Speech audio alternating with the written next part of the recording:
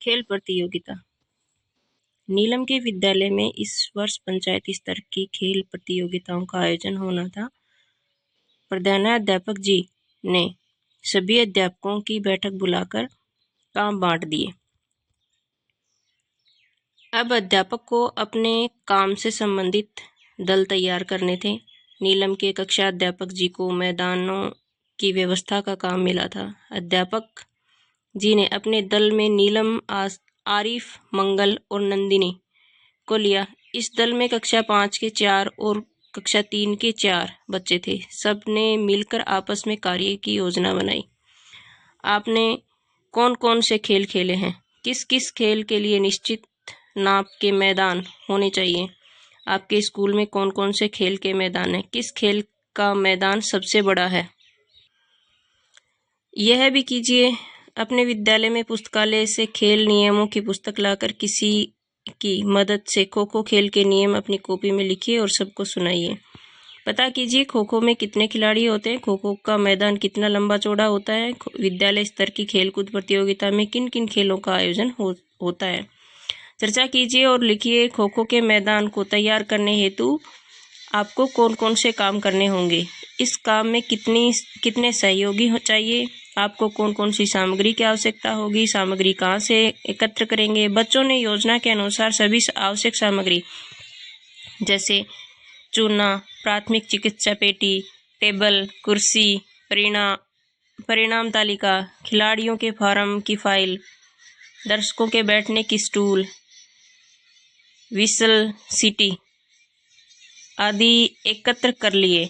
पीने के पानी की व्यवस्था भी कर ली। बच्चों के दल को 2 खेलों के अनुसार 2 भागों में बांटा गया। नीलम कबड्डी के मैदान पर व्यवस्था कर रही थी। पता कीजिए और लिखिए कबड्डी का मैदान कितना लंबा चौड़ा है। प्राथमिक चिकित्सा पेटी में क्या क्या चीजें होती हैं। नियम से खेलें। खेल शुरू होते ही खेल खिलाने वाले निर्णायक रेफरी को सबको खेल के नियम बताएं। कबड्डी के नियम। जिसकी बारी है वह खिलाड़ी बिना सांस तोड़े कबड्डी कबड्डी बोलेगा। उसे टच लाइन को पार करनी है, अन्यथा वह आउट माना जाएगा। अगली लाइन बोनस लाइन। उसको एक पैर से पार कर दूसरा पैर हवा में थोड़ा भी उठाने पर 1 बोनस अंक अतिरिक्त मिलेगा। इस दौरान जितने खिलाड़ियों को छूकर मध्य रेखा को छू लेगा उतने अंक उस टीम को मिलेंगे। यदि वह पकड़ा जाता है और मध्य रेखा तक नहीं पहुंचता है तो वह आउट माना जाएगा। साथ ही विपक्षी टीम को अंक मिलेगा। कबड्डी में आउट खिलाड़ी उसी क्रम में वापस पाले में आएंगे जिस क्रम में आउट हुए। 20 मिनट बाद 10 मिनट का मध्यांतर होगा। मध्यांतर के बाद 20 मिनट का खेल और होगा। जिस टीम के अंक ज्यादा होंगे वह टीम विजेता बन जाएगी। अगली लाइन बोनस लाइन है। उसको एक पैर से पार कर दूसरा पैर हवा में थोड़ा भी उठाने पर 1 बोनस अंक अतिरिक्त मिलेगा। ये लाइन इंपॉर्टेंट थी मेरे लिए, तो बाकी तो पता था मुझे भी। सोचिए और बताइए कोई भी खेल खेलने से पहले नियम बनाने की आवश्यकता क्यों होती है। आप भी कोई नया खेल खेलने से पहले कोई नियम बनाते हैं। उदाहरण दीजिए। खेल भावना। खेलते खेलते एक खिलाड़ी के पैर में मोच आ गई है। तुरंत उस दल के खिलाड़ी दौड़ पड़े, उसे उठाकर मैदान से बाहर लाएं। प्रभारी कोई उपचार करें। उसके पहले ही सामने वाले दल के एक खिलाड़ी ने अपने बैग से दर्द निवारक दवा निकाल कर लगाई। घायल खिलाड़ी को थोड़ा आराम आने के बाद खेल फिर शुरू हुआ। उसकी जगह नया खिलाड़ी आ गया। सोचिए और बताइए टीम के साथियों ने घायल खिलाड़ी की सहायता क्यों की। जो टीम सामने खेल रही थी उसने घायल खिलाड़ी को दवा क्यों लगाई होगी। आपके किसी साथी को कोई कष्ट हो तब आप क्या करते हैं।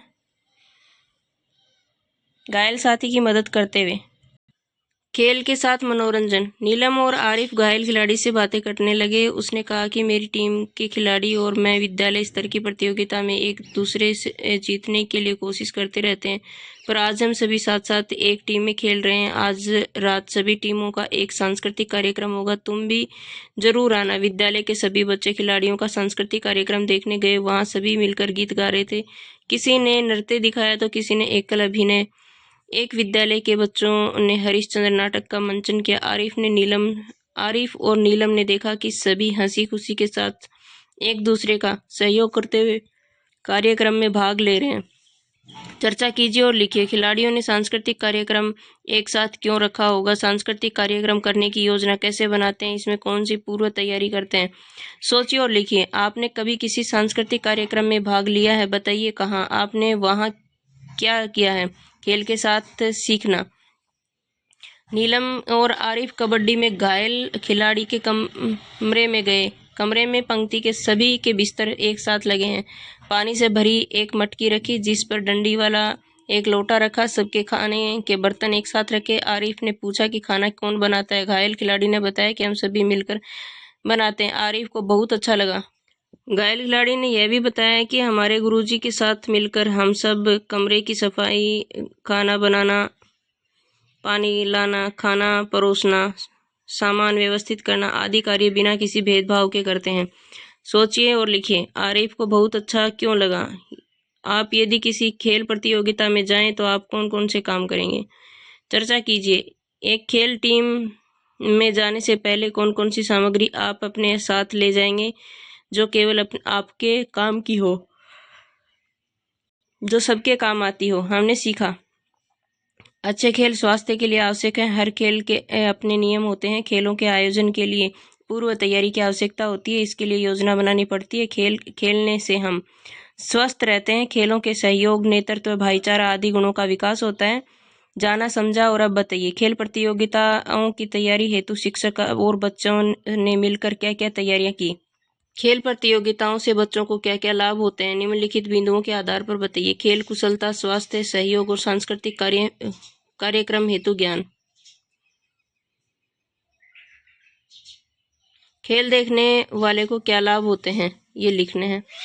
सदाभावी कार्य कुशल बनाते हैं और बढ़ाते हैं सबके मेल, चुस्ती स्फूर्ति लाते और स्वस्थ बनाते खेल। फूल ही फूल। फूलों से बातचीत। खुशी आज बहुत ही खुश थी क्योंकि आज वो अपने पापा के साथ बगीचे गुलाब बाग में घूमने जा रही थी। उसने सोचा वहां जाने के लिए फूलों वाली फ्रॉक ही पहननी चाहिए। बगीचे में पहुंचते ही चारों तरफ फूल ही फूल देखकर उसकी खुशी का ठिकाना नहीं रहा। सबसे पहले वह गुलाब की क्यारी के पास गई और फूल से पूछा, तुम कौन हो? रंग बिरंगे फूल। गुलाब। मैं गुलाब हूँ, मेरा रंग गुलाबी है, मैं खुशबू से भरपूर हूँ, मेरी पंखुड़ियों से इत्र व गुलकंद बनता है। तितली, भंवरे, मधुमक्खी व कीट पतंगे मेरा रस चूसकर अपना पेट भरते हैं। खुशी उछल उछल कर गुलाब पर बैठी तितली के पीछे दौड़ रही थी। तभी पीले फूल की क्यारी देखकर वह रुक गई। खुशी ने पूछा, तुम कौन हो? सूरजमुखी। मेरा नाम सूरजमुखी है। जैसे जैसे सूरज आसमान में आगे बढ़ता है मेरी डाली वैसे उसी की तरफ मुड़ जाती है और मेरा मुख सूरज की ओर हो जाता है। मैं पीले रंग का हूँ, मैं कीट पतंगों का पेट भरता हूँ, मेरे बीजों का तेल बनता है। अरे वाह, तुम कितने सुंदर हो, सूर्य के साथ साथ मुड़ते भी हो। खुशी ने कहा, अच्छा सूरजमुखी, मैं आगे जाकर फूलों से बात करती हूँ। वह आगे बढ़ गई। अरे ये पानी में कितने सुंदर फूल तैर रहे हैं। फूल फूल, तुम कौन हो? कमल। मैं कमल का फूल हूँ, पानी में खिलता हूँ, मेरे पत्ते बहुत बड़े बड़े हैं, मेरे डंठल व पुष्पासन से बहुत अच्छी अच्छी सब्जी बनती है। अच्छा अच्छा, मैंने तुम्हें अपनी स्कूल में भी देखा है, तुम तो वही फूल हो जिस पर माँ सरस्वती विराजमान है। हाँ हाँ, वही कमल का फूल हूँ जिस पर माँ सरस्वती विराजमान रहती है। हाँ हाँ, कमल का फूल मुस्कुरा दिया। सोचिए और लिखिए। गुलाबी रंग के दो फूलों के नाम बताइए। गुलाब और कमल। जल में खिलने वाले फूलों के नाम बताइए। कमल। पीले रंग के 2 फूलों के नाम बताइए। गेंद और सूरजमुखी। कौन कौन से फूल खाने के काम आते हैं? किन किन फूलों के बीजों से तेल निकलता है?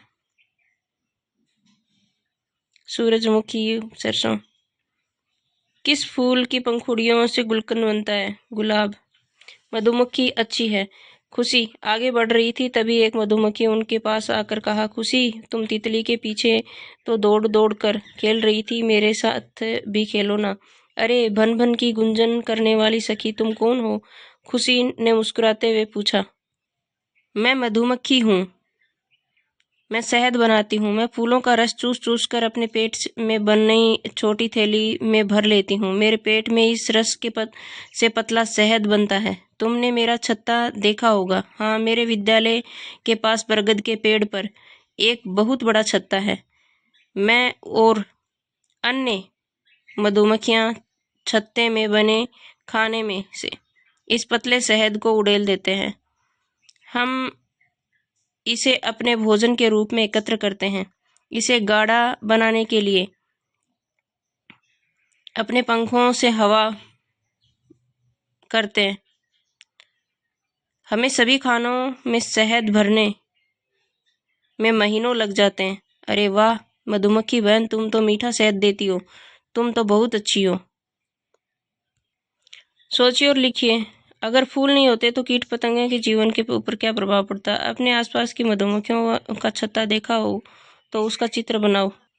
कहाँ कहाँ पर फूल? इतने में खुशी के पापा ने आवाज लगाई, बेटा अब घर चलें। खुशी अपने पापा के साथ वापस लौट रही थी कि क्या एक क्यारी में झड़े हुए फूल को देखकर रुक गई। उस फूल को उठाकर पापा से पूछने लगी, पापा यह फूल किसने तोड़कर यहाँ फेंक दिया? बेटा इसे किसी ने नहीं तोड़ा है, ये तो खुद ही झड़ गया। फूल का जीवन जरा सा ही होता है।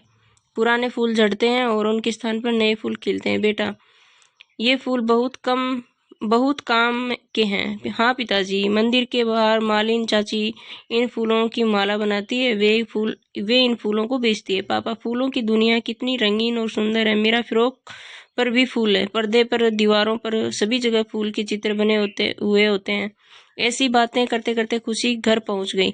सोचिए और बताइए, आपने किन किन वस्तुओं पर फूल के चित्र देखे?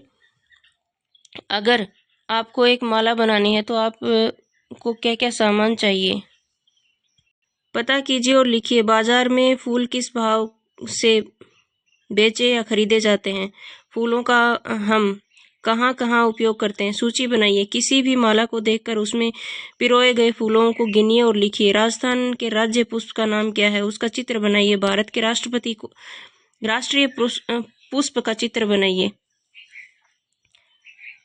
यह भी कीजिए। आपके आसपास के फूलों को ध्यान से देखिए और फूलों के नाम, रंग, आकार के आधार पर उनके समूह बनाइए। कक्षा के सभी साथी अपने आसपास से 1 या 2 फूल लाइए और कक्षा के इन फूलों की माला बनाइए। हमने सीखा फूल कई तरह के होते हैं। फूल हमारे कई काम आते हैं। फूल कई जीवों के जीवन का आधार है। मधुमक्खियां शहद बनाती हैं।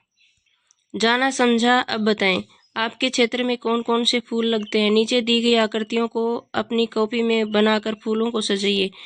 कॉलाज अखबार अनुपयोगी रंग बिरंगे कागजों को काटकर चिपकाकर कई सुंदर कोलाज बनाएं। आप भी अपनी सोच से नया कोई कोलाज बनाएं।